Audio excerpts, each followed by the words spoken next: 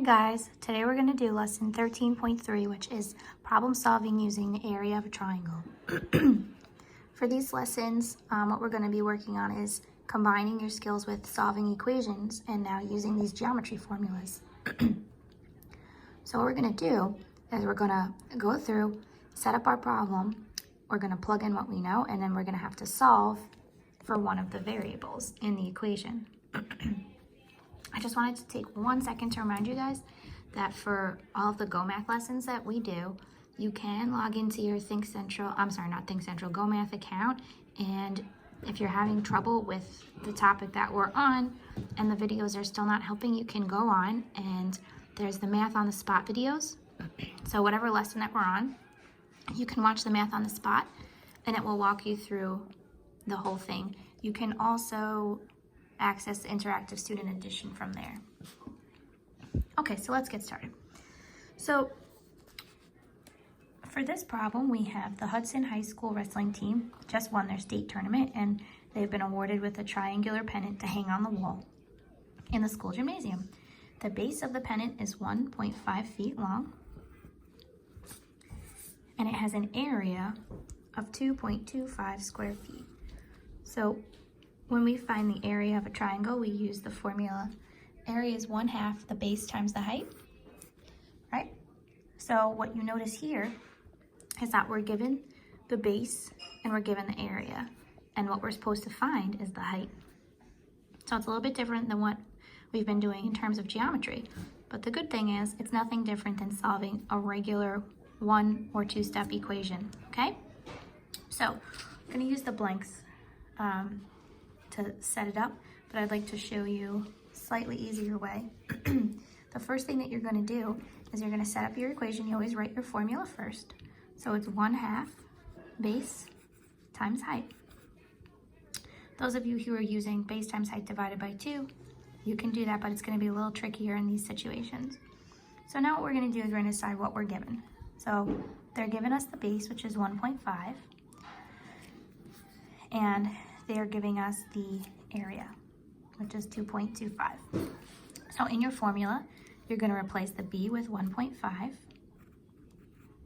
and the a with 2.25. Okay? And then from there, what you're going to do is you're going to find 1/2 of 1.5, and then you're going to solve. I just wanted to show you off to the side. The way that I would have done this is I would have changed these decimals into fractions in this case, just because it would give me a little bit of an easier solution. So I'm going to set it up over here, 1/2 base times height. But instead of 1.5, I'm going to write 3/2, and you'll see why in a second. So, and the area is 2.25. So for 1 second, let's look at that. That's 2 1/4, right? So why don't we write that as an improper fraction? This is going to be 9/4.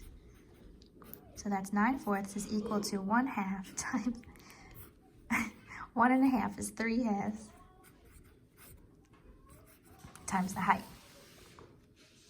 Some of you, actually most of you, prefer to work with fractions anyway. So this is going to be 9/4, and that's equal to, we're just multiplying these two fractions. 1 times 3 is 3, and 2 times 2 is 4. Times the height, okay? And now I just have a 1-step equation here. I have 3/4 times the height is equal to 9/4. So to undo multiplication by a fraction, what we would be doing is dividing, but remember when you divide a fraction, you're really multiplying by its reciprocal. So we multiply by 4/3 to get rid of that. And what you do to one side, you do to the other.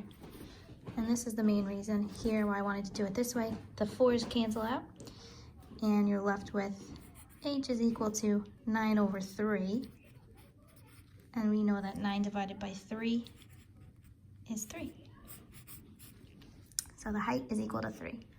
Now, if you really prefer to use decimals, I know a few of you are team decimal, you can do it this way. You're just going to have to take it off to the side, divide 1.5 by 2 like this.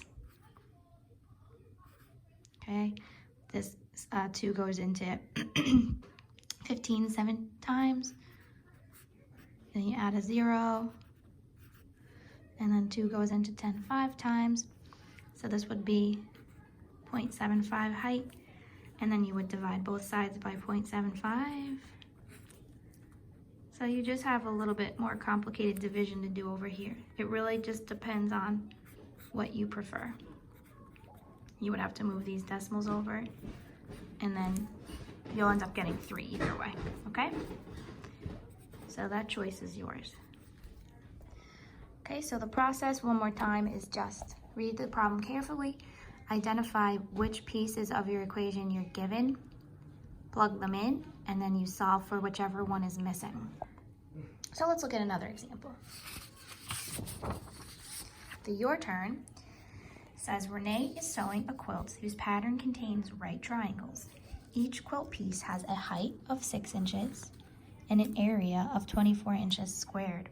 How long is the base of each quilt piece? So again, we're dealing with a triangle, and they've given us the height and the area, and we need to find the base. Okay, so first thing I'm going to do is I'm going to write the area formula for a triangle, which is area is equal to 1/2 base times height. And now I'm going to write which ones I'm given. I'm given the height, which is h, that's 6. And I'm given the area, which is 24. I need to find b. I don't know what b is. Okay, so I'm going to plug in all the pieces, and then I will solve for which one I'm missing. So a is 24, so I'm going to replace a with 24, is equal to 1/2 base. I am looking for it, so it stays as b, times the height, which is 6. Now, I don't like how this looks. I'm going to rearrange it using the commutative property of multiplication. I'm going to put the 6 out in the front here, so it's going to be 1/2 times 6 times b. That looks much better, right? Remember what I've told you guys in the past as a general rule. We put our coefficients in front of the variables. We don't usually like to leave them on the end, but since this was a formula, that's how it was plugged in. You're allowed to move it afterwards. Okay, so now let's get ready to set this up. This is 24 is equal to 1/2 of 6 is 3. So this becomes 3b. And now look at this simple, lovely equation we have to solve. 24 is equal to 3b. So I just have to solve for b. So again, I'm multiplying by 3. So to undo that, I divide by 3. If I do it to one side, I have to do it to the other. So b is equal to 8. And of course, we should make sure it's inches. That was my cat. So each base is 8 inches long. Okay, and that's how you do it. For the next section of this lesson, you're going to do the exact same thing except with the area of a trapezoid. Okay, now keep in mind the examples in this lesson in your textbook include triangles and trapezoids, and then it goes into solving multi-step questions, which I am going to skip over for now, only because I don't want this lesson to end up being like 30 minutes long. But all you would be doing is just taking one extra step at the end of the problems to find an additional piece of information. And I'll show you what I mean, but I'm not going to go through them with you. Just because we're only working on triangles and trapezoids in these examples, though, doesn't mean that that's the only thing you could encounter on homework or in other problems. So make sure you remember that you could be doing this with rectangles, parallelograms. The others are not really covered because their equations are simpler, and so it's kind of expected you'll be able to do that one on your own. So now looking at the more complicated one, our trapezoid. This is solved for us, so I'm going to just walk you through it. We have a garden that's in the shape of a trapezoid, and it's got an area of 44.4 square meters. So right away, you know that this is going to be one of these problems because you're given the area. One of the bases is 4.3 meters long, and the other is 10.5 meters long. The height of the trapezoid is the width of the garden. How wide is the garden? So if you recall, your formula for a trapezoid is area is equal to 1/2 the height times base 1 plus base 2.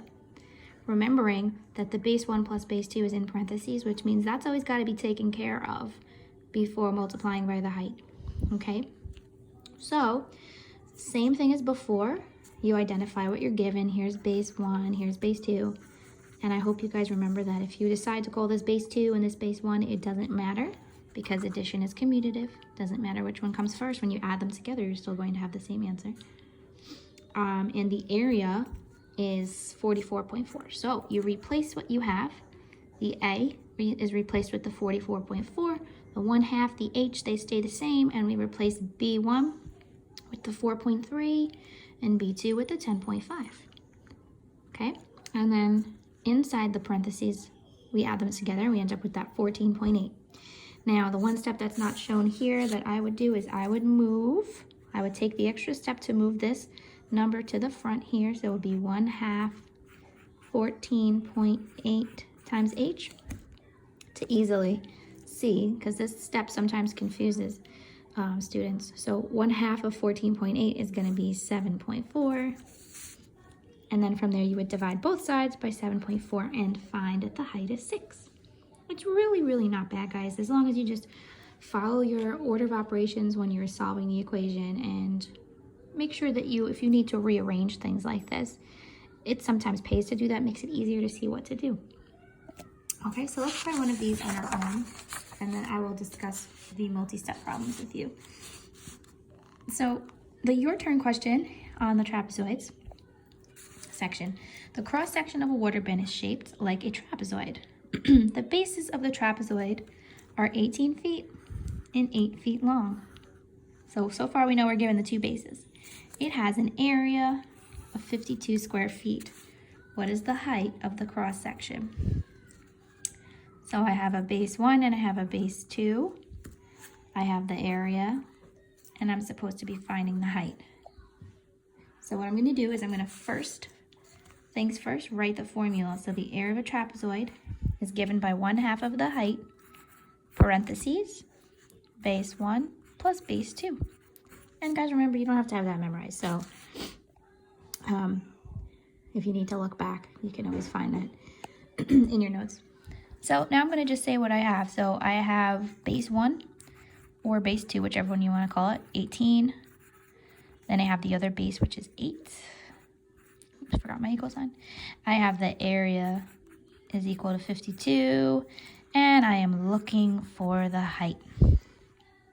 So I'm going to plug it in, and everything that I have, I'm going to replace. So A is going to be 52. So instead of A, I'm going to write 52 is equal to 1/2 of the height.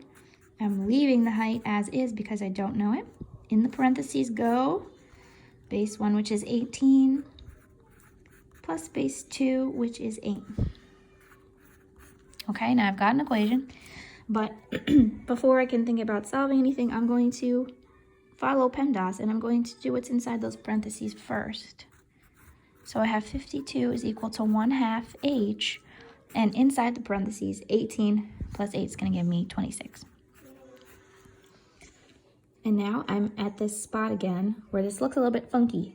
I'm going to move that 26 in the front with the 1/2 of 26H. All I am doing is just I'm just swapping the 26 and the H, if anyone is having trouble understanding what I'm doing there. And the purpose of that is to see that I should be doing 1/2 of 26 before I do anything else.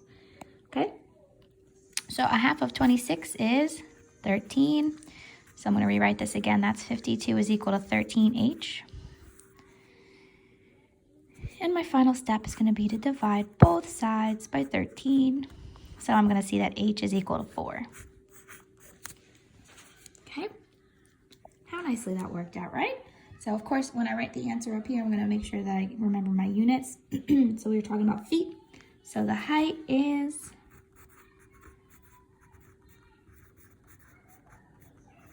4 feet.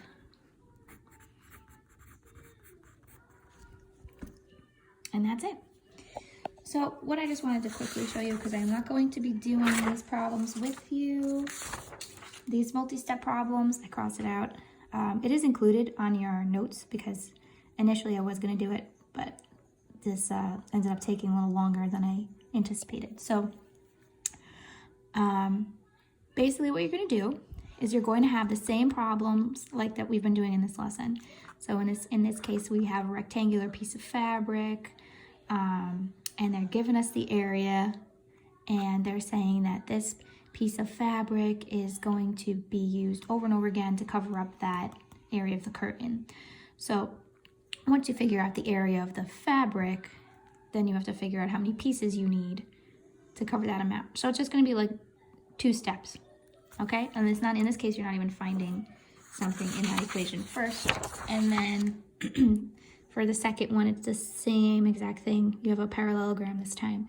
So you just have to find the area of the first one, and then you have to see how many of those you would need. It's actually really simple, and I know that you guys can do it on your own, so I'm not going to make this video any longer. All right, have fun finding your areas.